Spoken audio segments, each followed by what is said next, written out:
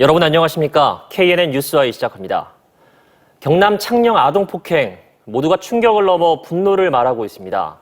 경찰이 수사를 진행하자 입에 담기 어려운 끔찍한 폭행들이 속속 드러나고 있습니다. 결국 4층 높이 건물의 창문으로 목숨을 건 탈출을 해야만 했습니다. 최한솔 기자가 취재했습니다. 온몸에 멍이 들고 손은 불에 달궈진 채 집 밖으로 달아났던 9살 A양. A양이 보호시설 상담가에게 털어놓은 그간의 학대들은 끔찍함의 연속이었습니다. 줄곧 다락방에 갇혀 지내면서도 쇠사슬에 묶인 채 하루 한 끼로 연명해야 했습니다. 그런 A양에게 계부는 접착제를 녹여 바르는 뜨거운 글루건으로 발을 지졌고 친모는 욕조에 데려가 물고문을 해왔습니다. 학대를 넘어 사실상 고문을 한 것입니다. 결국 지난달 29일 A양은 4층 다락방 창문으로 목숨을 건 탈출을 시도했습니다. A양은 거실로 가는 문이 잠겨 있었기 때문에 뒤에 보시는 다락방 창문으로 나와 지붕을 타고 옆집으로 이동했습니다. 자칫 발을 헛디뎠다면 목숨이 위험할 수도 있는 상황이었습니다. 다행히 건강 상태는 호전돼 이번 주 퇴원을 앞두고 있습니다. 경찰은 이들 부부가 낳은 나머지 아이 3명도 보호시설로 강제 분리시켰습니다. 이 과정에서 A양의 부모는 자해 소동을 벌여 병원으로 옮겨졌습니다. 경찰은 A양의 부모가 사용했던 범행 도구들을 확보한 상태에서 이들이 퇴원하는 대로 범행 동기 등을 조사할 예정입니다. KNN 최한솔입니다.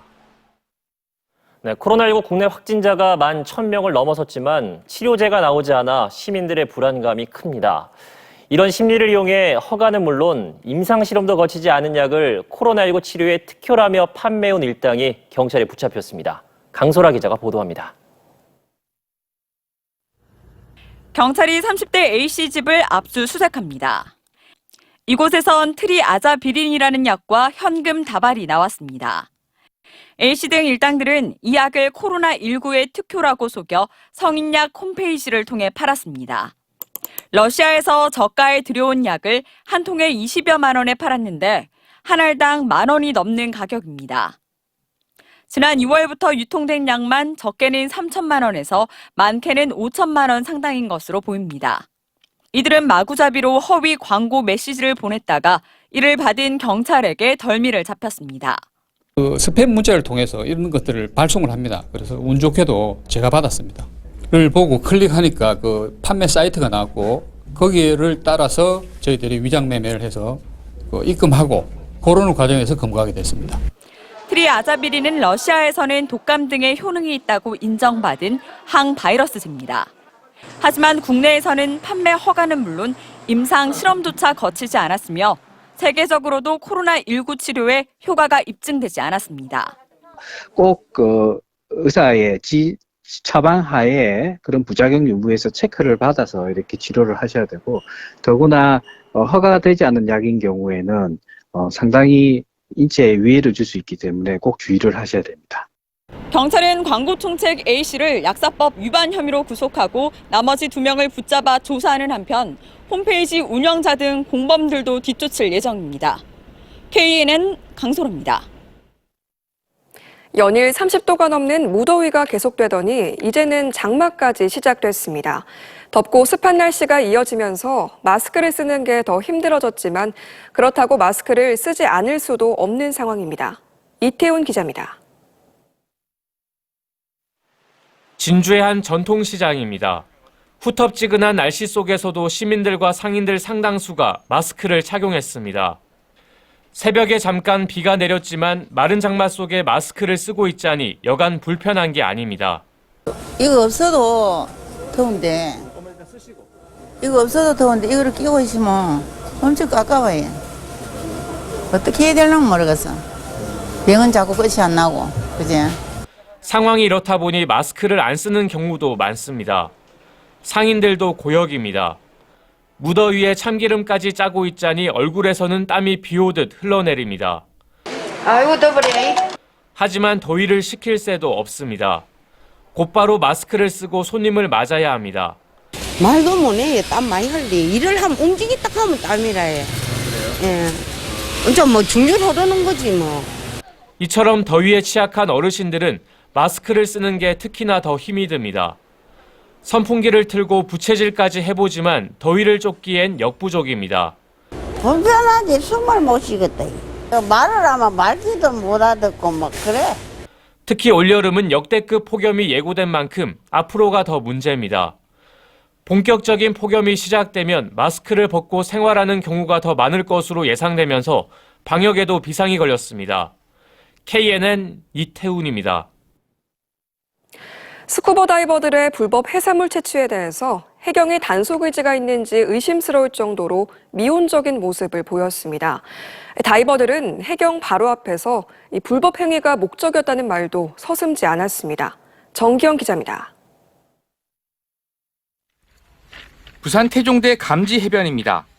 스쿠버 다이버 8명이 바다에 나갔다 들어옵니다. 미역이 잔뜩 담긴 가방이 발견됩니다. 스킨스쿠버 장비를 하고 해산물을 채취하는 것은 불법입니다. 해경은 손 하나 까딱하지 않고 지켜만 봅니다. 잠시 뒤 해변에서 작살이 하나 나옵니다. 숨겨뒀는데 파도에 떠밀려 온 겁니다. 채취한 해산물을 담을 수도 있는 큰 가방도 해변에 숨겼다고 신고했지만 저분이 아까 메고 오시던 검은 백은 어디 있습니까? 어른 남자가 등짐을 들고 올 정도로 무거운 백이 있었대요. 들어가서 확인하지 않고 가만히 서 있기만 합니다. 해경이 미적거리는 사이 해변으로 작살 4개가 더 밀려옵니다. 다이버들은 해경 앞에서 작살로 물고기를 잡으려 했다고 태연하게 말합니다. 작살은 왜 가지고 들어가신 건데요? 거기서 잡으려 했지. 취재진은 다이버들이 갯바위에 뭔가 숨기는 장면을 포착했습니다. 해경은 이번에도 바로 현장을 가지 않고 하루 뒤에야 주변 바다만 둘러봤습니다. 해경의 단속이 느슨한 사이에 불법 해산물 채취가 일상적으로 이뤄지고 있습니다. 작살하시는 멤버들이 있어요. 부산 쪽, 마산 이쪽으로는 좀 심하신 편이에요. 해경의 미온적 대처가 불법 해산물 채취뿐 아니라 스쿠버 안전사고 위험까지 높이는 것 아닌가 우려가 큽니다. KNN 정기영입니다. 국무총리실의 김해 신공항 재검증 결과 발표가 임박한 가운데 부산 국회의원들의 신공항에 대한 입장을 묻는 설문조사가 실시됐습니다. 관문공항의 필요성에 대해선 여야가 뜻을 모았지만 정치적 입장에 따라 입장 차이가 커 설문조사 자체가 파행을 겪었습니다. 구영모 기자의 보도입니다. 가덕 신공항 국민운동본부가 지난 8일부터 사흘간 부산 지역 국회의원 18명에게 24시간 동남권 관문공항이 가덕 신공항인지 아니면 김해공항 확장인지를 물었습니다. 하지만 설문에 응한 의원들은 가덕 신공항을 답한 여당 의원 3명뿐이었습니다. 통합당 의원 3명이 설문에 응했지만 마감 직전 이마저도 응답을 철회해서 조사 자체가 파행을 빚었습니다. 설문조사 자체가 부산 여야 의원들의 신공항에 대한 결의 다름을 확인시키는 결과를 빚었습니다. 국가의 100년 대계를 걸고 불경 800만 시도민의 미래가 걸린 이 중체대한 동남권 신공항 건설 문제를 끝까지 당리당략의 소재로 활용하려는 태도에 참으로 큰 실망을 느낍니다. 통합당 부산 의원들은 설문에 응하는 대신 성명을 내고 동남권 신공항 문제 해결이 늦어질수록 시민들의 피해가 커진다며 재검증 결과에 조속한 발표를 촉구했습니다. 민주당과 정부 여당이 합의가 안 되어 있는 상황에서 우리는 하루빨리 국무총리실에 재검증 안을 봐야 결정을 할 수 있다는 말씀을 드릴 수가 있겠습니다. 관문공항이 필요한 데는 동의하지만 한번 결론난 국책 사업을 뒤집고 연기한 데 대한 책임은 대통령과 여당 몫이라는 주장입니다. 부산 여야가 하나로 힘을 합쳐도 힘든 상황에서 설문조사에서 확인된 이 같은 입장차가 총리실의 재검증 결과 발표에 나쁜 영향을 미치지 않을까 우려됩니다. 서울에서 KNN 구형모입니다. 해외로 떠났다가 다시 국내로 돌아오는 기업들을 모두 수도권에 뺏길 우려가 커지고 있습니다. 하지만 기업들이 부산 경남으로 돌아올 만한 유인책은 여전히 제시되지 않고 있습니다. 길재섭 기자가 취재했습니다. 미래통합당의 김도읍 강기훈 의원은 최근 해외기업 유턴과 관련한 법안을 잇따라 발의했습니다. 부산 경남을 포함한 비수도권 지역으로 기업 생산기지를 유치하자는 취지입니다.